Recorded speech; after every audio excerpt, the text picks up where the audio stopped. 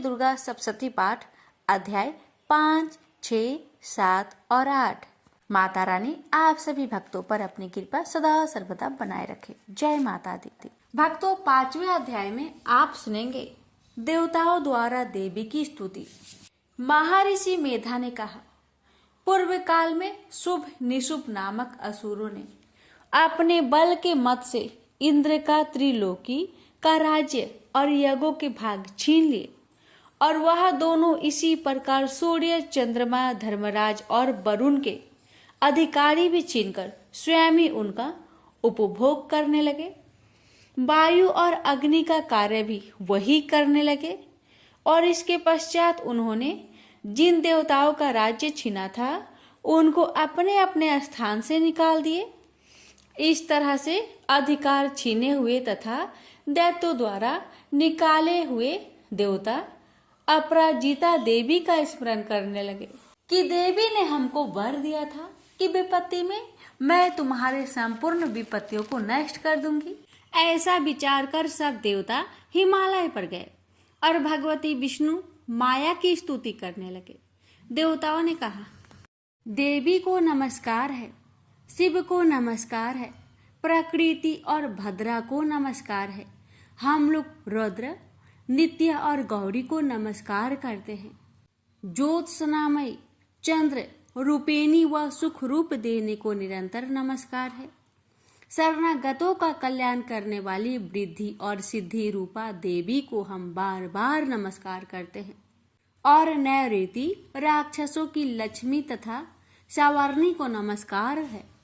दुर्गा को दुर्गम स्थलों को पार करने वाली दुर्ग परा को सारा सर्वकारिणी ख्याति कृष्ण और धुर्मा देवी को सदैव नमस्कार है। अत्यंत सौम्य तथा अत्यंत रुद्र रूपा को हम नमस्कार करते हैं। उन्हें हमारा बारंबार प्रणाम है। जगत आधार भूताकृति देवी को बार बार नमस्कार करते हैं।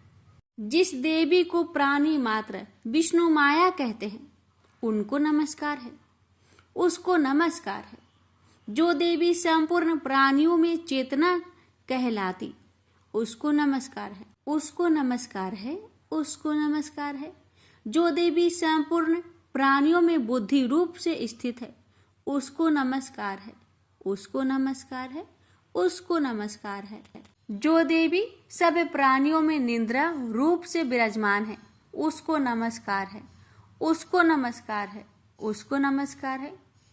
जो देवी संपूर्ण प्राणियों में क्षुधा रूप से विराजमान है उसको नमस्कार है, उसको नमस्कार है, उसको नमस्कार है। हे देवी संपूर्ण प्राणियों में छाया रूप से स्थिति है उसको नमस्कार है, उसको नमस्कार है, उसको नमस्कार है। जो देवी सब प्राणियों में शांति रूप से स्थित है उसको नमस्कार है, उसको नमस्कार है, उसको नमस्कार है।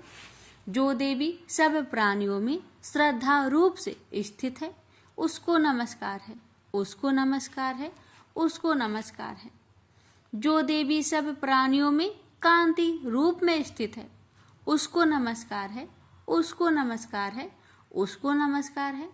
जो देवी सब प्राणियों में लक्ष्मी रूप से स्थित है उसको नमस्कार है, उसको नमस्कार है, उसको नमस्कार है।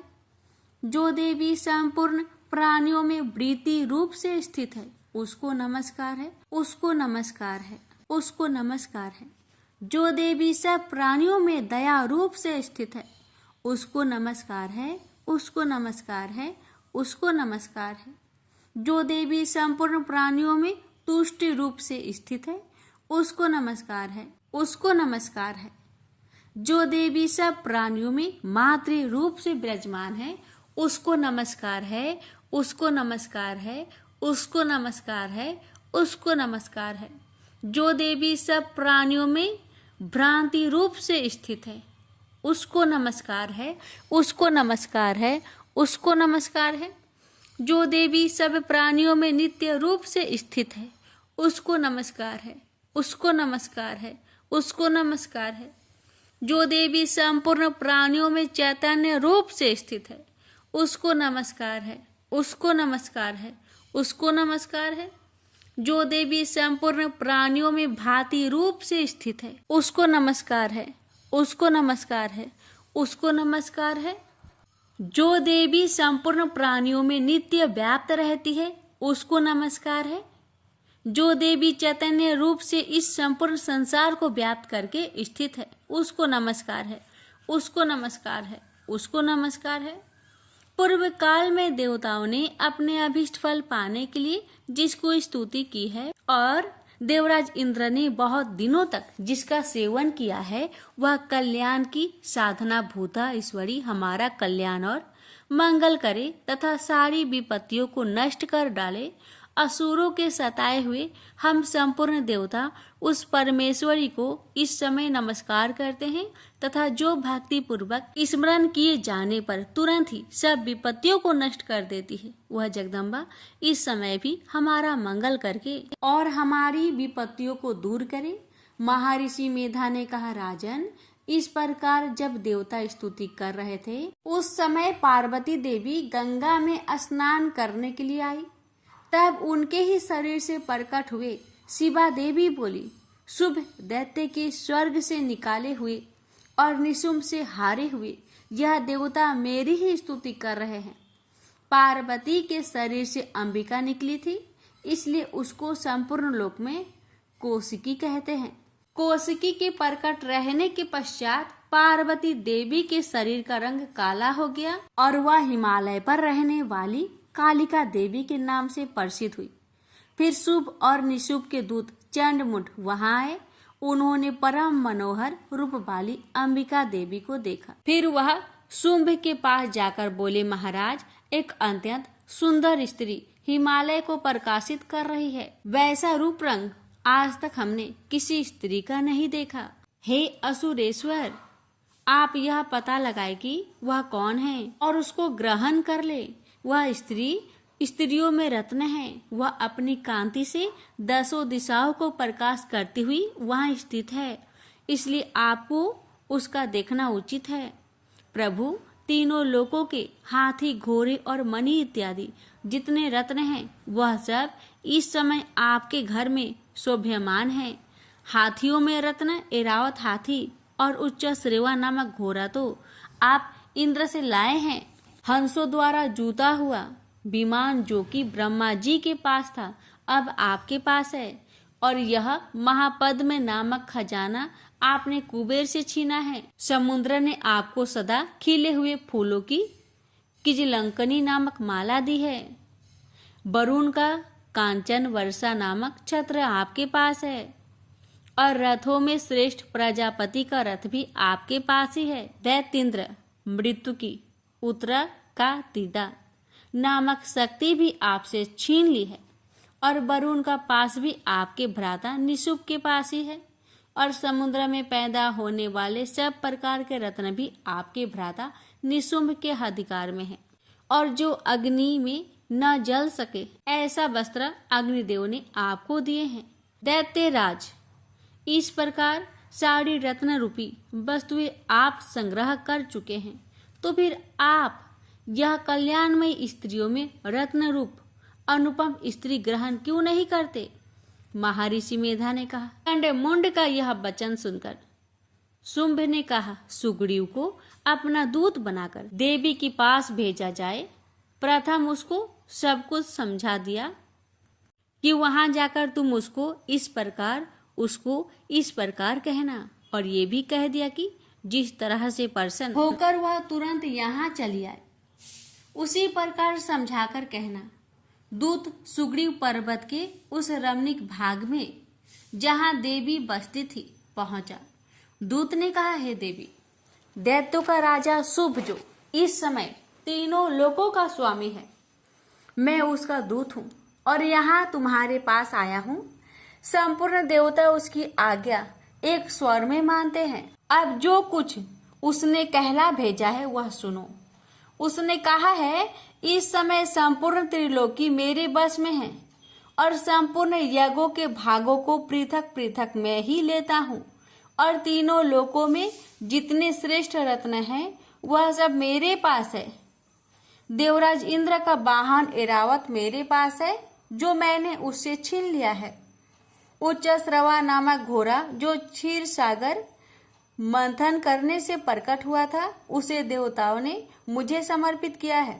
हे सुंदरी, इनके अतिरिक्त और भी जो रत्न भूषण पदार्थ देवताओं के पास थे, वह सब मेरे पास है। हे देवी, मैं तुम्हें संसार की स्त्रियों में रत्न मानता हूँ, क्योंकि रत्नों का उपभोग करने वाला मैं ही हूँ। हे चंचल कटाक्षों वाली सुंदरी, अब यह मैं तुझ पर छोड़ता हूँ कि तू मेरे या मेरे भाई महापराक्रमी निशुम्भ की सेवा में आ जाए। यदि तू मुझे बरेगी तो तुझे अतुल महान ऐश्वर्य की प्राप्ति होगी। अतः तुम अपनी बुद्धि से यह विचार कर मेरे पास चली आओ। महर्षि मेधा ने कहा। दूत के ऐसा कहने पर संपूर्ण जगत का कल्याण करने वाली भगवती दुर्गा मन ही मन मुस्कुराई और इस प्रकार कहने लगी। देवी ने कहा, हे दूत, तू जो कुछ कह रहा है वह सत्य है और इसमें किंचित मात्र भी झूठ नहीं है।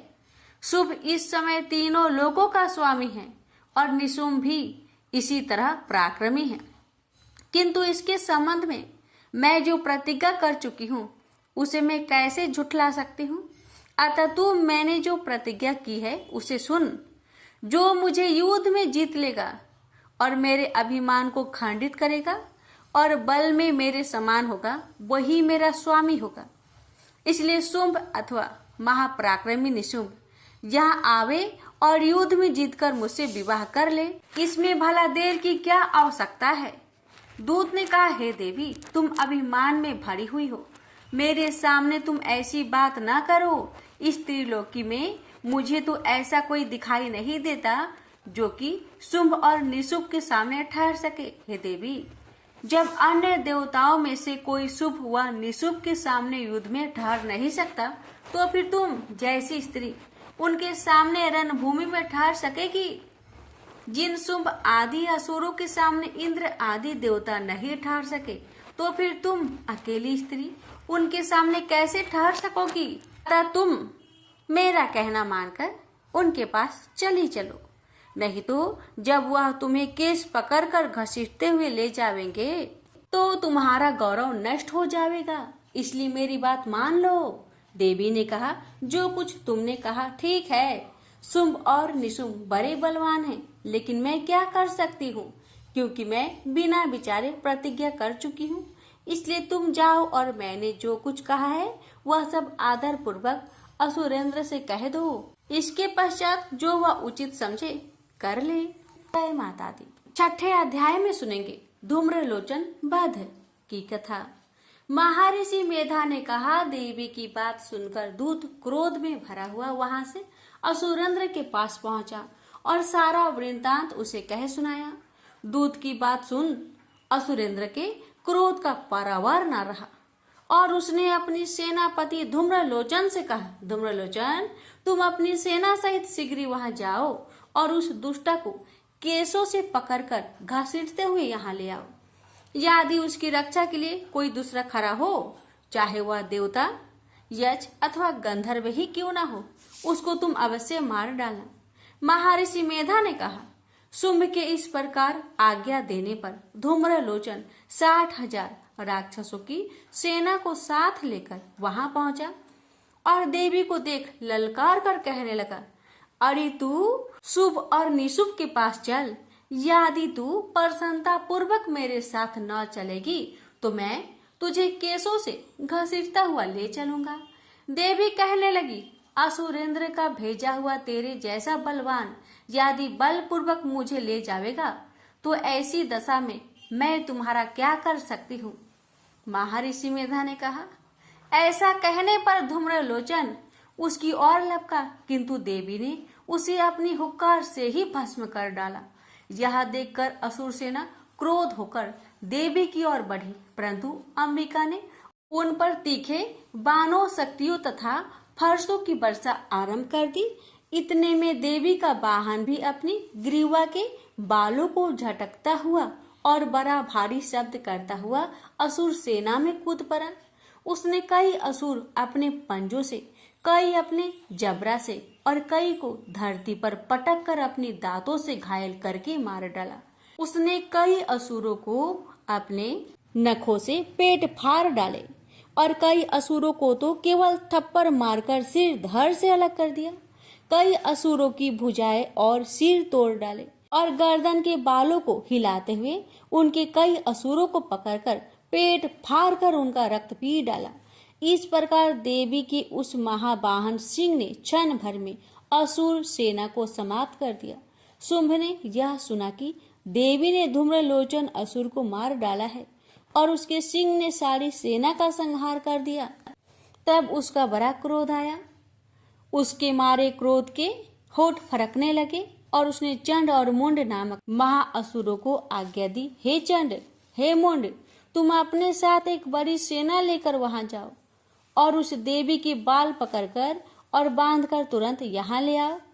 यदि उसको यहाँ लाने में किसी प्रकार का संदेह हो तो अपनी सेना सहित उससे लड़ते हुए उसको मार डालो और जब वह दुष्ट और उसका सिंह दोनों मारे जाए तभी उसको बांधकर यहाँ ले आना। प्रेम से बोलिए जय माता दी। 7वें अध्याय में आप रसपान करेंगे चंड और मुंड की वध की कथा। महर्षि मेधा ने कहा, दैत्यराज की आज्ञा पाकर चंड और मुंड चतुरंगनी सेना को साथ लेकर हथियार उठाए देवी से लड़ने के लिए चल दिए। हिमालय पर्वत पर पहुंचकर उन्होंने मुस्कुराती हुई देवी को जो सिंह पर बैठी हुई थी देखा। अब उनको पकड़ने के लिए तलवारें लेकर उनकी ओर बढ़े।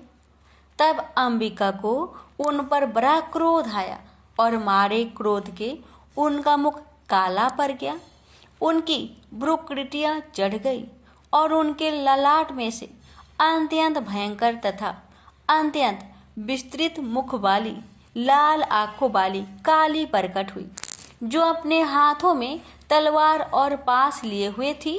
वह विचित्र खड्ग धारण किए हुए थी तथा चीते के चर्म की साड़ी एवं नरमुंड की माला पहन रखी थी।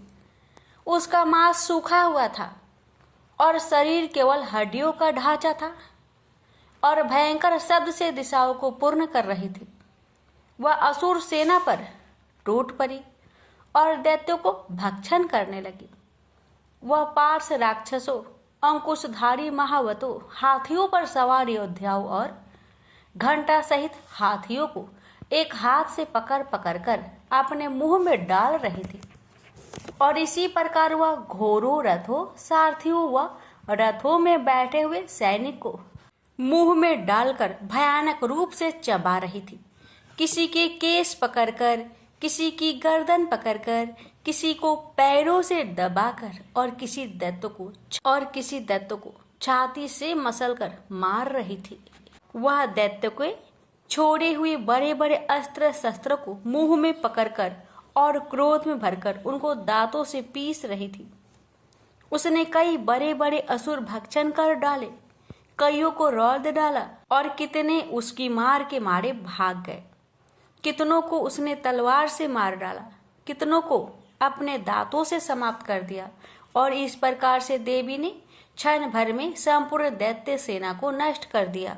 यह देख महापराक्रमी चंड काली देवी की ओर लपका और मुंड ने भी देवी पर अपने भयानक बाणों की वर्षा आरंभ कर दी और अपने हजारों चक्र उस पर छोड़े। उस समय वह चमकते हुए बाण व चक्र देवी के मुख में प्रविष्ट हुए इस प्रकार दिख रहे थे जैसे मानो बहुत से सूर्य मेघों की घटा में प्रविष्ट हो रहे हो। इसके पश्चात भयंकर शब्द के साथ काली ने अत्यंत जोश में भरकर विकट अट्टहास किया। उस समय उसका भयंकर मुख देखा न जाता था और उसमें से उसके श्वेत दांत दिखाई दे रहे थे। फिर उसने तलवार हाथ में लेकर हू शब्द कहकर उसके ऊपर आक्रमण किया और उसके केस पकड़कर उसका सिर काटकर अलग कर दिया। चंड को मरा हुआ देखकर मुंड देवी की ओर लपका, परंतु क्रोध में भर उसे भी अपनी तलवार से यमलोक पहुंचा दिया। चंड और मुंड को मरा हुआ देखकर उसकी बाकी बची हुई सेना वहां से भाग गई। उसके पश्चात काली चंड और मुंड के कटे हुए सिरों को लेकर चंडिका के पास गई और प्रचंड अट्ठास के साथ कहने लगी, ले देवी, चंड और मुंड 2 महादैत्यों को मारकर तुम्हारी भेंट कर दिया। अब शुभ और निशुभ को तुमको स्वयं वध करना है। महर्षि मेधा ने कहा। वहां लाए हुए चंड और मुंड के सिरों को देखकर कल्याणमयी चंडी ने काली से मधुर वाणी में कहा, देवी, तुम चूंकि चंड और मुंड को मारकर मेरे पास लेकर आई हो, अतः संसार में चामुंडा के नाम से तुम्हारी ख्याति होगी। प्रेम से बोलिए जय माता दी। 8वें अध्याय का रसपान करेंगे। इस अध्याय में सुनिए रक्त बीज की वध की कथा। महर्षि मेधा ने कहा, चंड और मुंड नामक असुर के मारे जाने से और बहुत सी सेना नष्ट हो जाने से असुरों के राजा प्रतापी शुंभ ने क्रोध युक्त होकर अपनी संपूर्ण सेना को युद्ध के लिए तैयार होने की आज्ञा दी।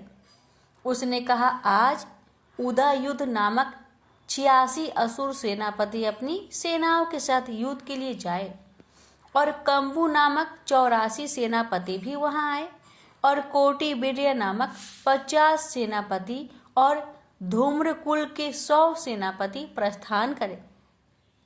काल, द्रोहड, मार्य और कालके यह दैत्य भी मेरी आज्ञा से सजकर युद्ध के लिए कूच करे। भयानक शासन करने वाला असुरों का स्वामी शुभ इस प्रकार आज्ञा देकर बहुत बड़ी सेना को साथ युद्ध के लिए चला। उसकी सेना को अपनी ओर आता देखकर चंडिका ने अपनी धनुष की टंकार से पृथ्वी और आकाश के बीच का भाग गुज्जा दिया। राजन, इसके पश्चात देवी के सिंह ने दहाड़ना आरंभ कर दिया और अंबिका को घंटे के शब्दों ने उसको और भी बढ़ा दिया। धनुष की टंकार, शेर की दहाड़ और घंटे के शब्द से पृथ्वी और आकाश के बीच का भाग गूंज उठा और इसके साथ ही देवी ने अपने मुख को और भी भयानक बना लिया। ऐसे भयंकर शब्द को सुनकर राक्षस सेना ने देवी तथा उसके इर्द गिर्द घेरा डाल दिया। राजन, उस समय दैत्यों के नाश के लिए और देवताओं के हित के लिए ब्रह्मा, शिव, कार्तिकेय, विष्णु तथा इंद्र आदि देवों की शक्तियां जो अत्यंत पराक्रम और बल से संपन्न थी, उनके शरीर से निकलकर उसी रूप में चंडिका देवी के पास गई। जिस देवता का जैसा रूप था, जैसे आभूषण थे और जैसा वाहन था, वैसा ही रूप, आभूषण और वाहन लेकर उन देवताओं की शक्तियां दैत्यों से युद्ध करने के लिए आई। हंस युक्त विमान में बैठकर और रुद्राक्ष की माला तथा कमंडलू धारण करके ब्रह्मा जी की शक्ति आई। वृषभ पर सवार होकर, हाथ में त्रिशूल लेकर, महानाग का कंकन पहनकर और चंद्र रेखा से भूषित होकर भगवान शंकर की शक्ति महेश्वरी आई और मोर पर आरूढ़ होकर हाथ में शक्ति लिए दैत्यों से युद्ध करने के लिए कार्तिकेय जी की शक्ति उन्हीं का रूप धारण करके आई। भगवान विष्णु की शक्ति गरुड़ पर सवार होकर शंख, चक्र, गदा, धनुष तथा खड्ग हाथ में लिए हुए आई। श्री हरि की शक्ति 12 का शरीर धारण करके आई और नरसिंह के समान शरीर धारण करके उनकी शक्ति नरसिंह ही भी आई। उसकी गर्दन में झटकों से आकाश के तारे टूट पड़ते थे और इसी प्रकार देवराज इंद्र की शक्ति ऐन्द्री भी ऐरावत के ऊपर सवार होकर आई। पश्चात इन देव शक्तियों से घिरे हुए भगवान शंकर ने चंडिका से कहा, मेरी प्रसन्नता के लिए तुम शीघ्र ही इन असुरों को मारो। इसके पश्चात देवी के शरीर में अत्यंत उग्र रूप वाली और सैकड़ों गिदड़ियों के समान आवाज करने वाली चंडिका शक्ति प्रकट हुई।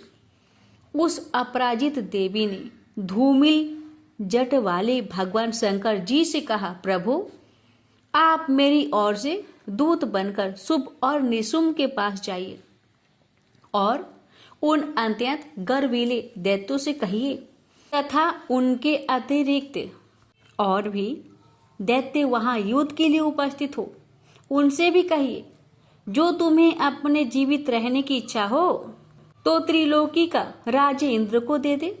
देवताओं को उनका यज्ञ भाग मिलना आरंभ हो जाए और तुम पाताल को लौट जाओ।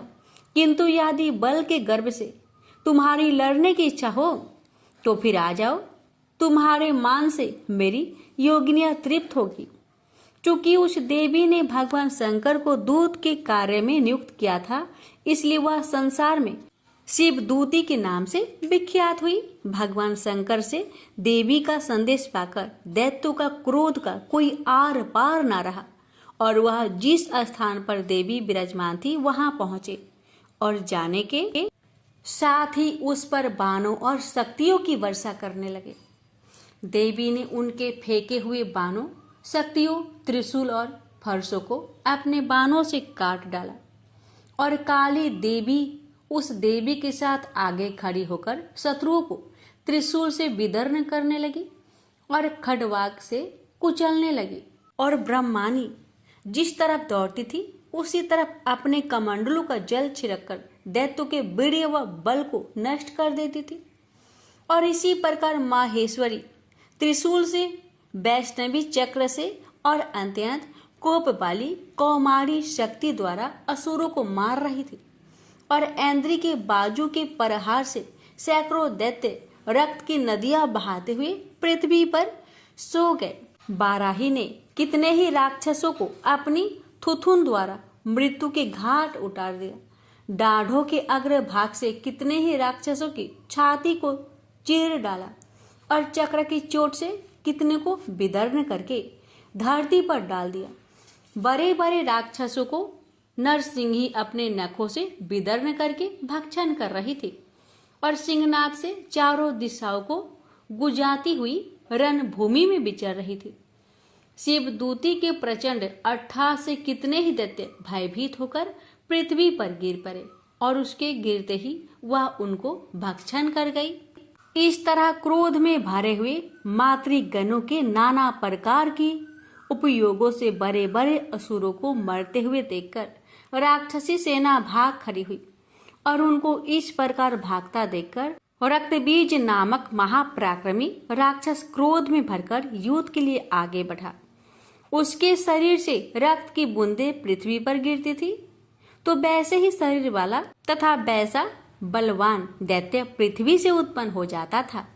रक्तबीज गदा हाथ में लेकर ऐन्द्री के साथ युद्ध करने लगा।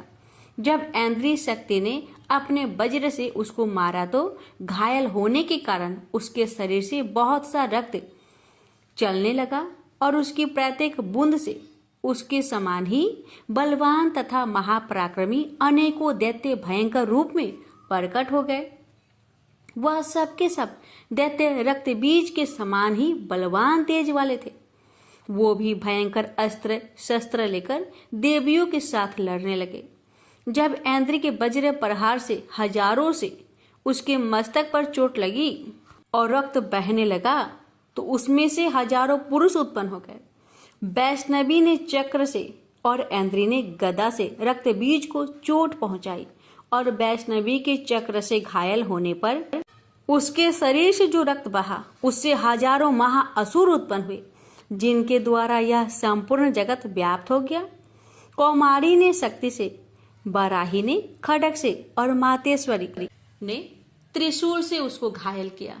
इस प्रकार क्रोध में भरकर उस महादैत्य ने सब माताओं पर पक पृथक गदा से प्रहार किया और माताओं ने शक्ति और शूल इत्यादि से उसको जो बार बार घायल किया उससे सैकड़ों महादैत्य उत्पन्न हुए। इस प्रकार उस रक्त बीज के चक्र से उत्पन्न हुए असुरों से संपूर्ण जगत व्याप्त हो गया, जिससे देवताओं को भय हुआ। देवताओं को भयभीत देखकर चंडिका ने काली से कहा, चामुंडे अपने मुख को बड़ा करो और मेरे शस्त्रघात से उत्पन्न हुए रक्त बिंदु तथा रक्त बिंदुओं से उत्पन्न हुए महाअसुरों को तुम अपने इस मुख से भक्षण करती जाओ। इस प्रकार रक्त बिंदुओं से उत्पन्न हुए महादैत्य को भक्षण करते हुए तुम रण में विचरो। इस प्रकार रक्त चीन होने से यह दैत्य नष्ट हो जाएंगे। तुम्हारे भक्षण करने के कारण अन्य दैत्य उत्पन्न नहीं होंगे। काली से इस प्रकार कहकर चंडिका देवी ने रक्त बीज पर अपने त्रिशूल से प्रहार किया और काली देवी ने अपने मुख में उसका रक्त ले लिया। तब उसने अपनी गदा से चंडिका पर प्रहार किया। प्रहार से चंडिका को तनिक भी कष्ट ना हुआ। हाँ, उसके शरीर से बहुत सा रक्त बहने लगा, लेकिन उसके गिरने के साथ ही काली ने उसको मुख में ले लिया। काली के मुख में उस रक्त से जो असुर उत्पन्न हुए उसको उसने भक्षण कर लिया और रक्त को पीती गई। तदंतर देवी ने रक्त बीज को, जिसका कि खून काली ने पिया था, चंडिका ने वज्र, बाण तथा खड्ग तथा रिष्ट इत्यादि से मार डाला।